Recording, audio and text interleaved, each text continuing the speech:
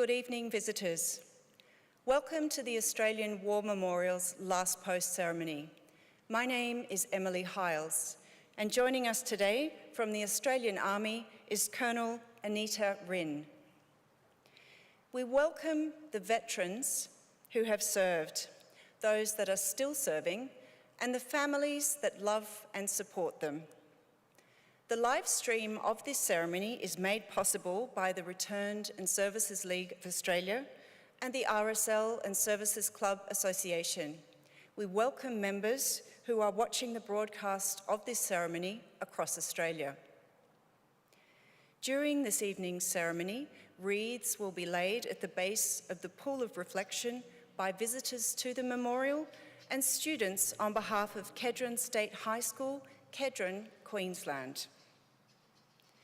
If you're able, please stand and join in singing the national anthem.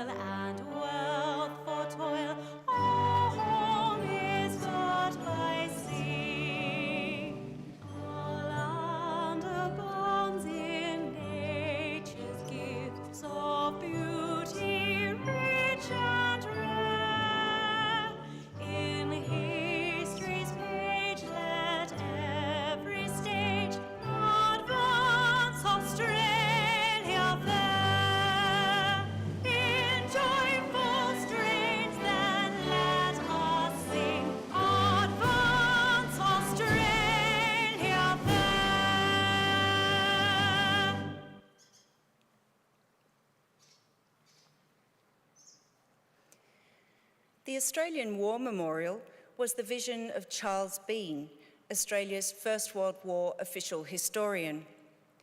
Bean landed with the Australian troops on Gallipoli and stayed with them at the front through to the end of the war. The idea of this national museum and memorial came to him at Pozières, France, in the depths of the bloody fighting of 1916. Bean's idea was that this would be a place where family and friends could mourn loved ones buried in faraway places. It would also be a place that could help all Australians understand what these men and women had endured and what they had done for us. Bean's vision, to which we remain true, is best expressed as inscribed in the entrance to the memorial's galleries. Here is their spirit, in the heart of the land they loved, and here we guard the record which they themselves made. Tonight, we will read the story behind just one of those on the Roll of Honour, which lists the names of more than 103,000 men and women who have given their lives for us in war and on operations for more than a century. But first, we present a lament, flowers of the forest. Wreaths and floral tributes will now be laid at the base of the Pool of Reflection.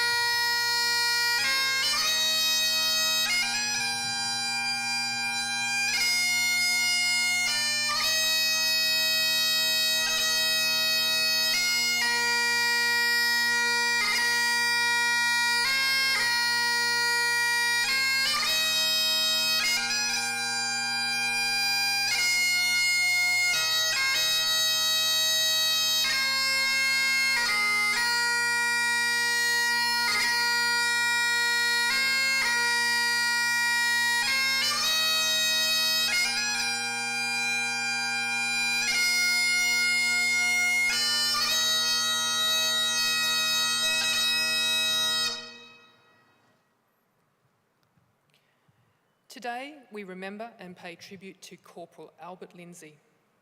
Albert Lindsay was born in Brisbane on the 19th of November 1888, one of 5 children born to clicker John Lindsay and his wife Emily. Albert received his education at Ironside State School near Toowong, after which time he gained employment as a bricklayer. In April 1912, he married Jessie Robertina Clark in the Brisbane suburb of Paddington. Their first child, Jean Mary, was born a year later, and a son, James Robert, in December 1914. Albert Lindsay enlisted in the Australian Imperial Force on the 25th of February 1915. He was assigned to the 25th Battalion and commenced a short period of training in Australia. He embarked for active service from Brisbane on the 29th of June that year, sailing on board the troop ship Aeneas. Private Lindsay joined his comrades on the Gallipoli Peninsula in September 1915.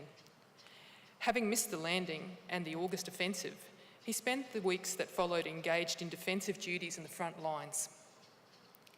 In December, with the campaign on Gallipoli having achieved little, the British abandoned their plans and began evacuating troops from the peninsula.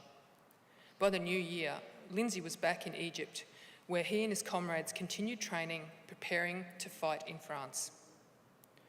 On the 14th of February, Lindsay was accidentally wounded in the thigh and right hand when his gun discharged during fatigue duties.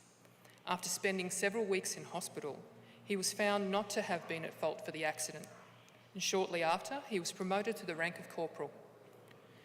Lindsay and his comrades embarked for the Western Front on the 14th of March. After a week-long voyage, the 25th Battalion arrived at the French city of Marseille, the first Australian unit to do so. From Marseille, they were sent north to the Franco-Belgian border, once the site of heavy fighting, but now relatively quiet. Lindsay saw service in the trenches before being granted a short period of leave in England. He returned to the front in May, and after spending more time in the front lines, he wrote to his father, "Last Friday, we got the father of a bombardment. The Germans sprung it on us all of a sudden, and you could not see our trench in the front line for fire and smoke. We had a few killed, and a lot of the wounded when the word was passed around that Germans were charging. The Germans got the shock of their lives. They thought that we would go back into our supports, but as it happened, our boys stuck to it, wounded and all. It was a terrible sight to see the boys with blood running down their faces, some of them looking half dead. The night of the bombardment, I got another bullet in my leg. It was only a flesh wound, and it's nearly better." Within a few weeks of writing, Corporal Lindsay and his comrades were drawn into the fighting around Pozieres. In July 1916, Australian units fought desperately to capture the village and the high ground along Pozieres Ridge. Lindsay's battalion entered the front lines on the 28th of July, suffering under relentless enemy artillery and machine gun fire. The fighting around the village lasted for weeks, and the Australian units making 19 attacks against the enemy lines over 42 days at the cost of more than 23,000 casualties. Among the dead was Corporal Albert Lindsay, who was last seen lying dead between the lines on the first day of his battalion's attack. His remains were later recovered and buried nearby at the London Cemetery and extension of Long Vale, where he lies today. His wife paid tribute to him in the memorial notice which was placed in the Telegraph. "Death divides, but memory clings." Albert Lindsay was 28 years old. His name is listed on the Roll of Honour on my right, among almost 62,000 Australians who died while serving in the First World War. His photograph is displayed today by the Pool of Reflection. This is but one of many stories of service and sacrifice told here at the Australian War Memorial. We now remember Corporal Albert Lindsay, who gave his life for us, for our freedoms, and in the hope of a better world.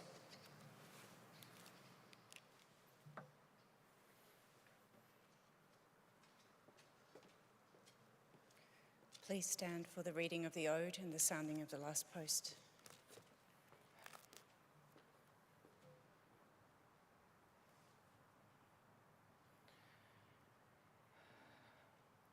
They grow not old, as we who are left grow old. Age shall not weary them, nor the years condemn. At the going down of the sun, and in the morning, we will remember them. We will remember them.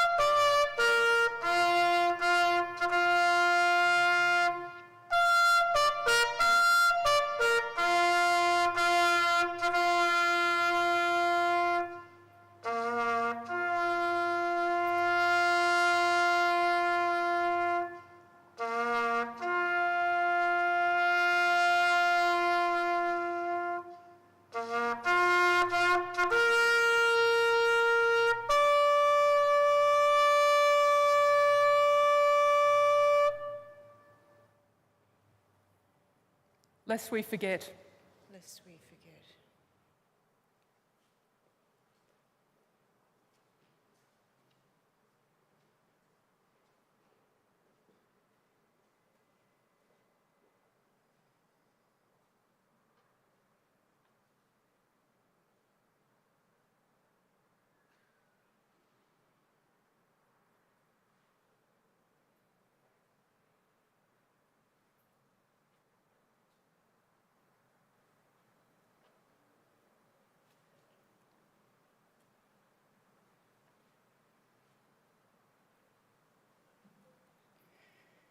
We leave you this evening with the words of the memorial's founder, Charles Bean. Many a man lying out there at Pozières or in the low scrub at Gallipoli, with his poor, tired senses barely working through the fever of his brain, has thought in his last moments, well, it's over. But in Australia, they will be proud of this. Ladies and gentlemen, that concludes the last post ceremony. On behalf of our director, staff and volunteers, thank you for visiting the Australian War Memorial today and for your continued support of the Memorial's development project. We wish you all a very pleasant evening.